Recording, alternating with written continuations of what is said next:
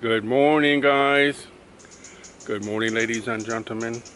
Get things correct. I was supposed to go out today. I wanted to go buy some more wood for my cave project, and we even talked about getting the wood tomorrow and going to the Japanese garden. But this morning I woke up and I was awake before light, and I'm like, okay, I'm awake. I don't need to go to the pot. I don't need anything. Why am I awake? Why is my body saying get up? I just had a feeling like get up. So I thought, nah. Anyway, I got up, walked into the living room, looked out the window, and I seen a glare on the floor, which looked like water. And I'm like, nah. Is there water in the garden? So I put my glasses on, and I had a quick look outside, and there was no water. I'm like, why is there water? So I thought, hey, let me check the dam. So I came over to look at the dam, the little dam down here, this one down here, and sure enough, the water is right at the hole, and it keeps coming up. I'm like, oh, dude. I still think I'm going to be okay, but it's really nervy. So I thought, you know something, I'm not going out.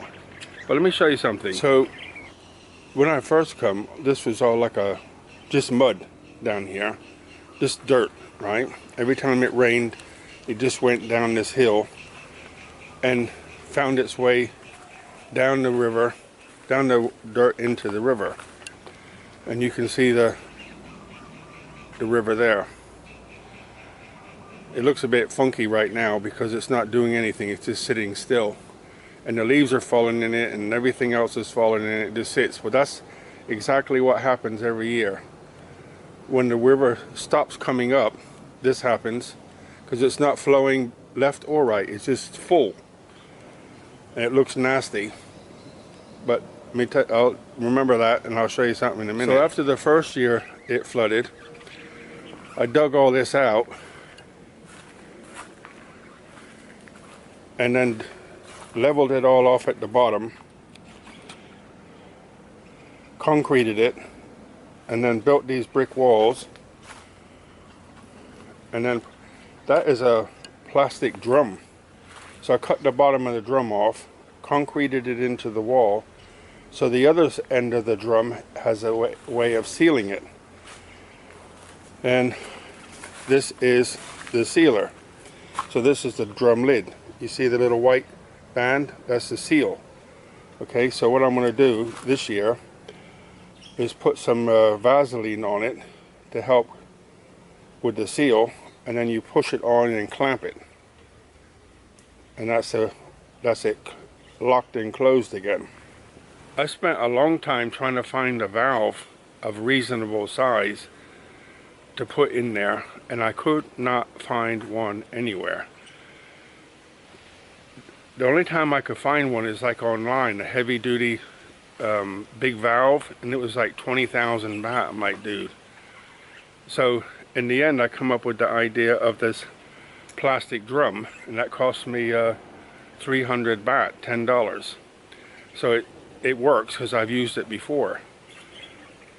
But so the drum seals, but between the drum and the concrete, a tiny little bit of water tries to creep in around the outside of that drum. Just a little tiny bit of water creeps in. But I've got some of this sealer. It's a clear sealer which I use for the workshop floor. That's what's left over, almost a full jug. So what I'm going to do today is go on the outside and go around the outside of it, and then come on the inside and go around the inside of it. And also there's like the water obviously pushes along underneath the ground, and there's a tiny little area down about halfway down where water spurts in. But it's less than a dripping tap, so it's not bad. And I have a couple electric pumps. So what I do with the pumps, when the water is right up, I mean, when it gets too much, I just turn it off and wait. But when you're trying to save your plants and your garden and the workshop and house, This is stressful, I tell you, really stressful. So the first year, a little bit of water come in the garden. That's not too bad. The second time was really bad. So the second time, the water came up to about here somewhere, right? And if you look, you probably can't see it, but there's a little tiny metal rod there sticking out with a piece of string on it. So I used to go over there and keep moving the string up each year, each day, until it reached the top of that particular year, which then give me an idea on how high to build this. And it goes down there and around here. Okay, so I thought I was good to go. But what happened the next year? The very next year after that happened, the water came this high. The water came all the way up to about here somewhere. So it was like came right over top of this wall. Can you see? No, you can't see where the water came to. There's no mark. But I thought to myself, what is going on? This is a joke. It's getting worse and worse. So that's when they raised the road the first year. And then the second year they raised it again, which then made I had nowhere to park my truck. I couldn't even get in my garden to park my truck. And they left me like that for 3 weeks while the house was underwater, not underwater, sorry, surrounded by water. I couldn't park my truck anywhere. And then, so they completely wrecked the place. I'm like, dude, what is going on? You know, this is a living in Thailand. This is what you really want? And nobody came to, what happened is, they came to say to me, do you want to lift all your furniture up? So they were going to send people here to lift all my stuff up inside the house. I said, no, I'll do it myself. I don't want people in my house. But after that, that was it. Just left me on my own. And the hard part was getting in and out, because they use clay to raise the road. And then what happens when clay gets wet? It's just like sucking mud. So every time I went out, I had to take 2 pairs of shoes, walk out with the like Crocs gardening shoes, leave them on the road, wash my feet in the dirty river water, put my shoes on to go food shopping. A nightmare. So I don't know if I've learned anything from it. Maybe I've learned that don't trust people. I'm more resilient than I thought, perhaps. I don't know. So the road was at the same height as this path. Right? Now look at it. Where the road is. And so I had to build that whole wall, right? So technically I'm still fighting. The whole point of the point of the cave is to hold the wall. The wall was built because they raised the road. So I'm still doing it. Still doing it. Crazy, huh? So I've got a couple electric pumps. I'm going to get them out today and put them in a big bucket of water and test them to make sure they work. So I'm ready. The good thing is, Jan was saying to me, you're farther along than you think, because we raised all this up. The original workshop was about 2 feet lower than this. But then, so what I did is I put this concrete path from here, from the house all the way to the carport over there. This is raised up about 2 feet higher than it was, but it can still go in there. But I got some blocks over here and cement, which I bought. It's probably a year old, so I hope it's still okay. But it's up here, there's a load of cement underneath that plastic, and blocks over here, just sitting here ready in case it floods. And it's been here for how long? A couple of years now, since the last flood. So all this irrigation system I built myself, dug holes, put concrete in. Jan helped me. We had to go down the road. And one company, for some reason, for reason I don't know, would not deliver anything to me in the end. You call them up, can they have such and such? Sure. And like 3 hours later, sorry, we can't deliver. Yeah.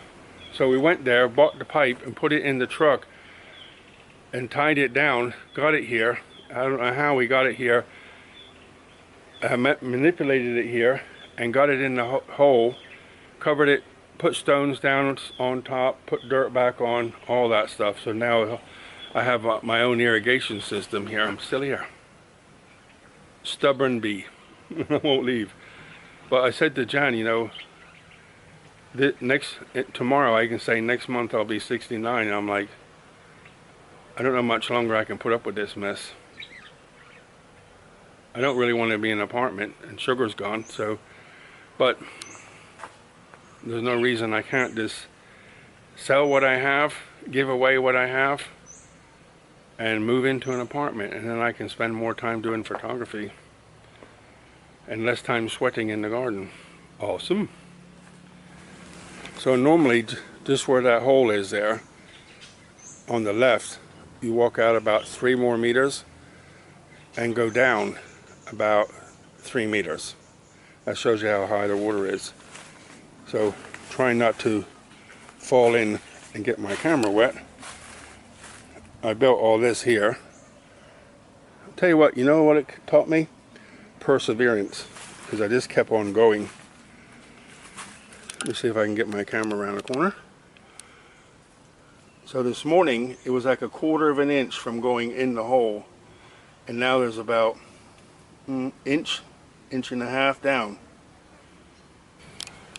So what happens is there's a big dam. I don't know how far it is away, I forget now. But they let the water out like at 5 o'clock or lunchtime to 5 o'clock or something. They let out so many thousands of or millions of liters of water.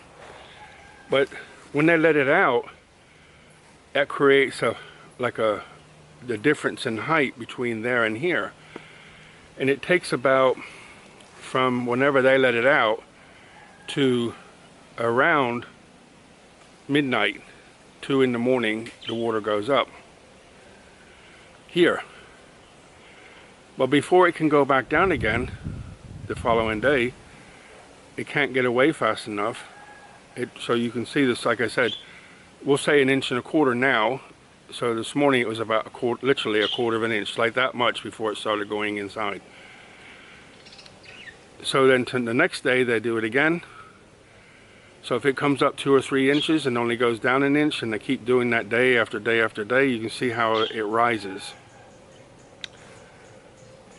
So, but we're getting to the point now where rising stops, normally by the end of September, and today is the last day of September.